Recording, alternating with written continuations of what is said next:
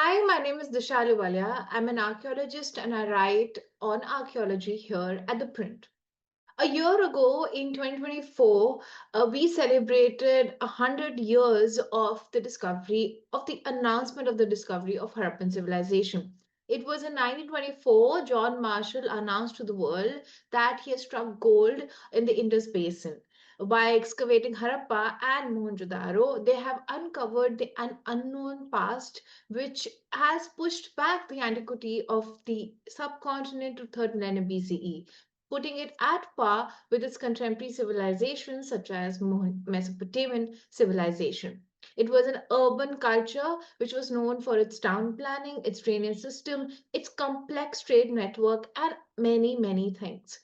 This was celebrated as 100 years was celebrated in 924 by everybody in archaeological fraternity, not just in India but also those who are involved in the South Asian archaeology. In 100 years, many Indian archaeologists have spent countless hours excavating hundreds of sites, unearthing unknown facets about this unique civilization of the subcontinent.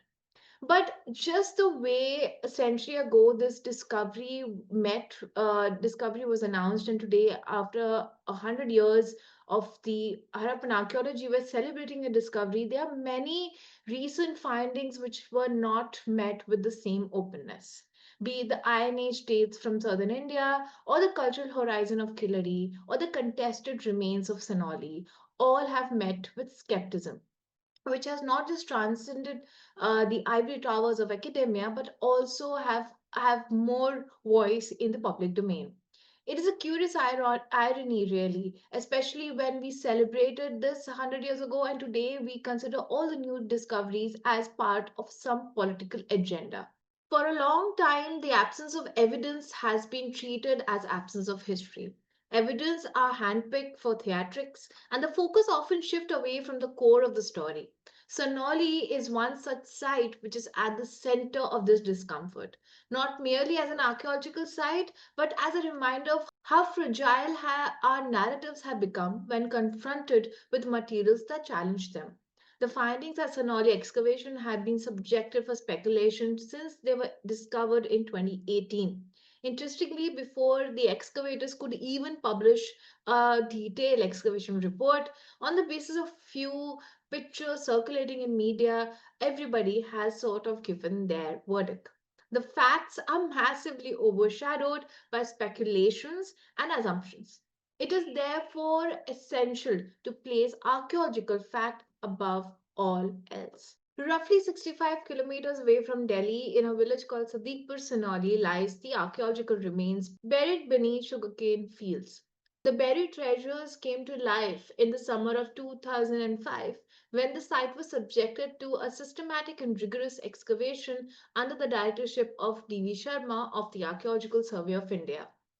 The excavation began a year after the news report in Dainik Jagran describing pottery and skeletal remains from the site.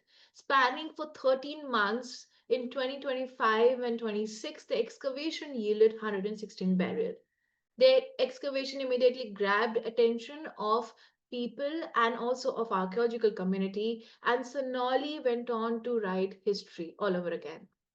A majority of these burials were extended, which meant that the skeletons were placed, the body of the deceased was placed in extended form with a lot of pottery and other antiquities. The second most common burial practice noted at the site was a secondary burial, where the body was initially buried elsewhere, but the remains were collected and buried in the final resting place, along with pottery and other objects known very close to the deceased.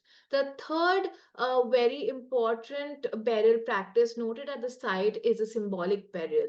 Symbolic burial meant that there were no skeletal remains or human remains in that burial, but included a lot of artifacts, pottery, and basically it was symbolic to the person who has died. These three, apart from these, the excavators have also reported a double burial and also a triple burial at the site. According to the excavator, the site was showcased a late Harappan elements associated with a copperhood OCP cultural milieu that was represented by antenna swords found at the burials during the excavation. Now, for the context, I'll pause here and give you a bit of detail on late Harappan and the OCP. These terms may be a little confusing if you're not an archaeo student. But what late Harappan really signifies is the deurbanized phase of Harappan civilization, where the city started to crumble and there was the trade matrix, which Harappans have spent years in forming, started to crumble. And then there was these urban characteristic that Harappan civilization is celebrated for, sort of started disappearing. So late Harappan phase is has some bit of Harappan elements, but much later Harappan elements, and the elements which are defined by the deurbanized phase, where the material becomes little more poorer as comparison to the mature Harappan phase. Here, the in the seals, the animal figures and the composite figures that are found in the seals, such as the bull or the unicorn, disappears and seals are largely only with the script. And also the pottery also shifts here. In the case of a necropolis or a burial ground, the index side that we as archaeologists compare the pottery from the burials in Harappan context is Harappa. So the symmetry H culture is what is linked to the late Harappan burial practices. So here at Sinauli also, archaeologists follow the same practices, and they noted they have used the same parameters to understand the cultural material. However, at Sinauli there were other objects were also found, which were copper. Linked to the copper hoard or OCP. Now, copper hoard as a term defined are these hoards which were accidentally found in various parts of the North India, especially in areas between Yamuna and Ganga, known as the Yamuna Ganga Dwab. Here, various hoards been found, and these hoards included large copper vessels and also a lot of weaponry such as antenna swords, daggers, etc. And this was linked to OCP after the excavation of Sai undertaken by Bibi Lal, where OCP and ochre color pottery was linked to this particular accident finding, because at Sai they found copperwood objects in an archaeological context, much like here at Sonali. Now, copperwood is dated, OCP is dated to 2600 BCE, whereas late Harappan starts from 1900, 1800 BCE and sort of merges and ends at 1500. So if you look at the time period, their copper hoard are contemporary to the mature Harappan phase, but they continue alongside till 1500 BCE. So copper hoard have a broader time span, such as the Harappan Malu. So there these two elements were found at Sinauli's initial dig in 2005 and 6, and excavators in the publications which they clearly mention that copperwood elements are found, but the burials are late Harappan. The necropolis, according to excavators, was also likely used for several centuries. So therefore they put a big bracket to the remains. According to Sharma, the site initially was dated. It was a relative dating, absence of any scientific date at that time, and they relatively dated it to 2200 to 1800 BCE.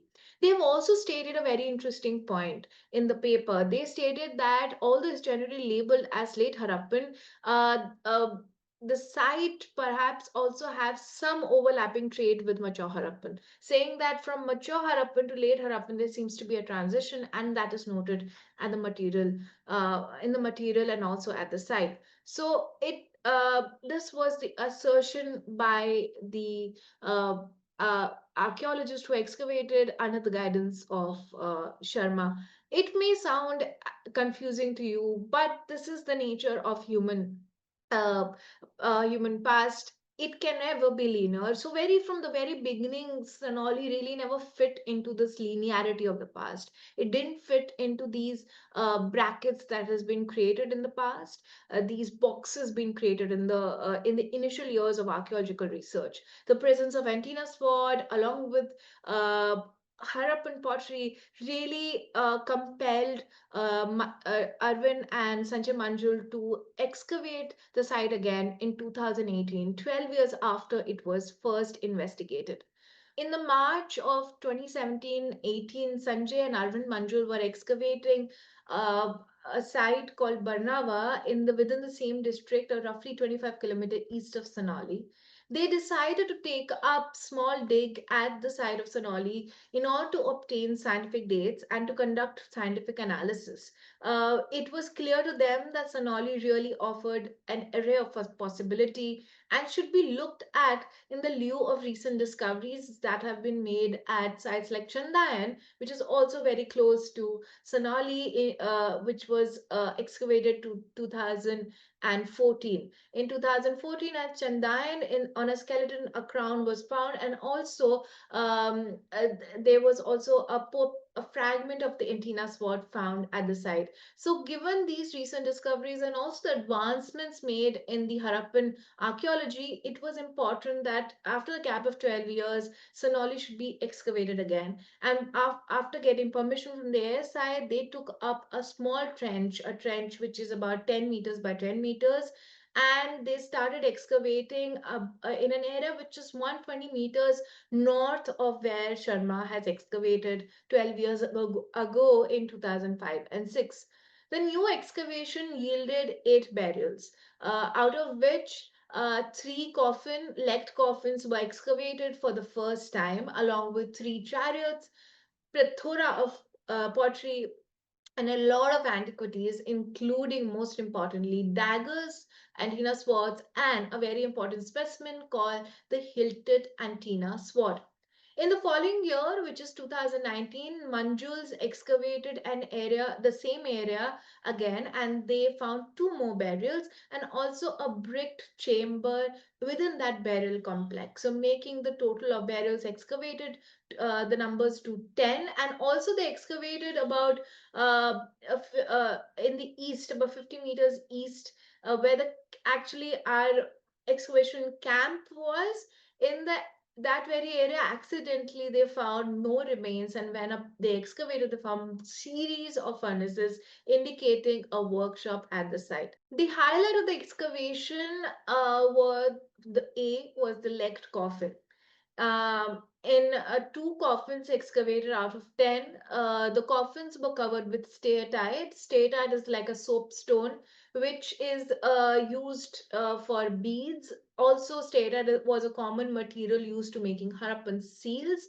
But steatite had also been found not only in Harappan context, but outside the Harappan realm in form of a lot of jewelry, such as micro beads, etc. So in Sonali, besides beads and besides other things, steatite was also found as an inlay within the wood. So wood has decomposed, but it has left these impressions and also these traces found in steatite. So with the help of steatite, archaeologists were able to trace the legs.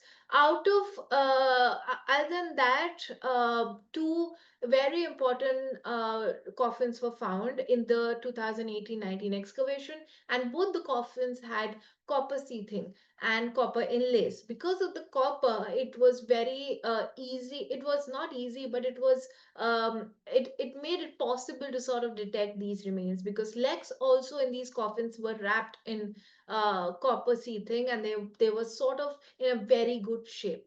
With the coffins also, the body had a copper covering. Both one coffin found in burial number 6 and also found in burial number 3. Both these coffins have copper uh, covering, and in burial number 6, the coffin had a lid with multiple anthropomorphic figures, which was again made of copper. So copper was sort of used everywhere, and thank God for copper that these findings were found. Apart from the burials, in burial number 6, which had the biggest coffin. Coffin was about 8 feet long and had multiple legs. And apart from that, they found two chariots. Now, chariot has become this bone of contention, a very important topic of debate, but it deserves uh, its own video. It should not be mixed with this. So, which is why I'm going to leave out the debate part for later. But what I'm going to point out is the reason why this differs from coffin. This differs from cart, and why the archaeologist and the entire team, including myself, think that this is we are definitively sure that this is a chariot is because there was a D-shaped frame made of copper. Now, if there was no copper or any copper in covering or seating, it may be difficult for us to really definitely say anything. But the Manjuls were very, they altered their technique, and because of that, the excavation was done in a great way, which helped in unearthing these evidence, which are very, very fragile. So in burial number 6, two coffins were found. They had a D-shaped frame. The chassis again had copper. The wheels have copper inlays, triangle inlays in a radiating pattern, and also there was a pole, multiple poles in the center of the coffin. And if you look at the size of it, it doesn't look like a cart, because in order to have a cart, you need to have a bigger frame. The frame is very small, less than a meter, so it can fit two people at the max. And also the distance from axle to the chassis is not that big, which means that the cart or whatever the vehicle to have the people is not going to be very big, the way we see in the bullock cart. And because there is a D-shaped frame to hold, it really limits our assumption it over there. The pole of the yoke was not found in burial number 6. It was found in burial number 3 because of the copper. Now, burial number 6 as a story is very unique. It has a very big coffin. It has two chariots. It also yielded a chalice which is which has a tortoise base. It was kept invertly, and also has two uh, tops, one silver and also one electrum. um, Top may be used on a stick or a wooden stick perhaps. And they also found a copper channel. So there were a lot of antiquities found from this burial, and no weapons. Whereas burial number 3 had weaponry such as shield, sword, dagger. It has one chariot, and then it has a smaller coffin, which again the legs had copper a covering, and had no human remains. Perhaps they were, because the site is heavily disturbed due to agriculture, it was difficult to find remains, or perhaps it was a secondary burial, which is why we didn't find any bones other than scattered human bones. There were also beads found from this burial. So it tells a story of two people who had died and buried at the site. One person with no weaponries, other with weaponries. Now, apart from this, there are also burial of women, and there are a lot of antiquities such as combs being found at along with these burials. Now, coming to the weaponry, because it, apart from the chariots, it also attracted a lot of criticism. D.K. Chakrabarti, in a new book published by Aaron Books, in an essay stated that it's ridiculous to really consider these swords of any utility, as Paul Eule, uh, decades ago, have examined multiple antiquities and have found that these antenna swords are of no use. The reason why Yule had probably stated that these swords are of no use because there was no hilt. Now, the antenna sword, if you see, there's a elongated tapering top, and has two hook sort of antennas, and because there was no hilt, it is difficult to use without a hilt because of the antenna and also the sharp edge. So Yulids thought that these are ritualistic. But at Sinauli, in one of the burials, this sword was found, but with a wooden hilt. The wood has decomposed but has left behind copper coiling. Because there was copper, again, this evidence was found in other antenna swords which didn't had any hilt. Probably the wood has decomposed and it left no traces at all, and it's very difficult to excavate decomposed wood impressions. It's it's a very tedious task. So perhaps because of that, Yule made that assumption that these antiquities, these antenna swords are largely ritualistic, and he did examine a lot of them, but none had the hilt. The Manjus were able to argue and contradict Eule's decades old assumption that these antenna swords are ritualistic. So archaeologists are very funny when it comes to interpretations. Anything that doesn't make sense or fits the narratives become a part of some unknown ritual, because you really can't define rituals. In this case also, because you really can't prove its utility, and rightly so. Without a hilt you really can't prove its functionality. It was termed as ritualistic. Not just antenna swords, but also a lot of harpoons which you can find in National Museum, in the Protohistoric Gallery. All of them were considered as ritualistic objects. But here is my argument, that a with the hilt it proves that it was used, and because it was attached to a wooden hilt, it really begs us to look at these hoards and these antenna swords again in the light of new evidence. And also, why would they make a, a full size sword only to have it used for rituals? We have there never been any evidence of a smaller miniature sword or whatsoever at the site. So it really begs us to look at this evidence beyond this.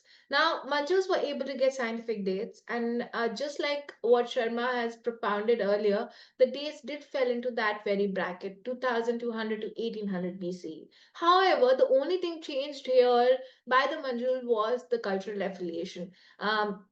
During the first installment of the excavation in 2005, the archaeologists have labeled it as a late Harappan site. The Manjuls label it as an OCP site with Harappan influence.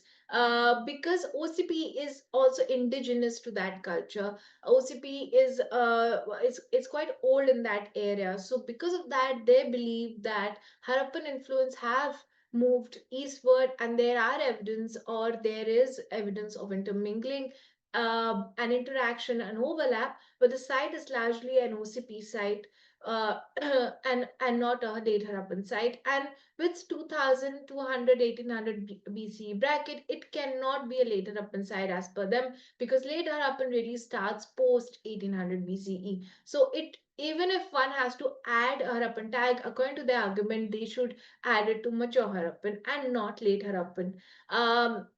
Majus also have stated that since Sharma did mention mature Harappan pottery at the site, it really forces everybody to look at the material culture from Sinauli again, to revise its cultural affiliation once more in the light of not just the excavation at Sinauli, but also excavation of Tilhara, which is a recent excavation found similar evidence like Sinauli.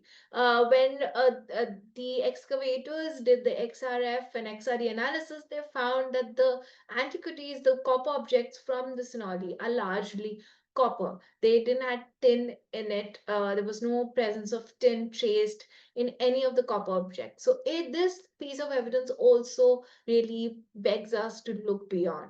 My what As archaeologists, we have become too comfortable in a set narrative. We want to just argue for the sake of it.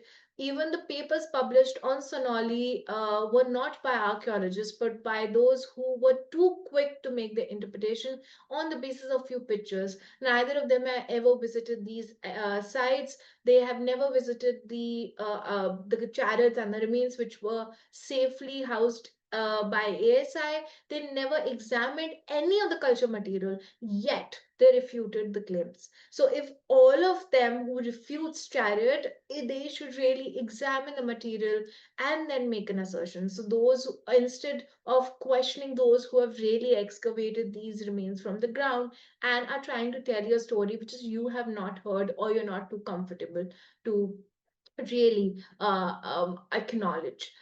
With this, beyond this, in the public domain also, the chariots have been misinterpreted as a device of Hindutva, fortifying Hindutva by the government, whereas this is purely an archaeological fact, and it's of course up for debates, just like any archaeological fact or any discipline of that for that matter. But it should be done in an academic sense, not in the public domain. In the light of various excavations now, it is very clear the sites like Sinauli do not lie in isolation. There is a need to revise this era and this particular time period once again, especially in the Central and Eastern context.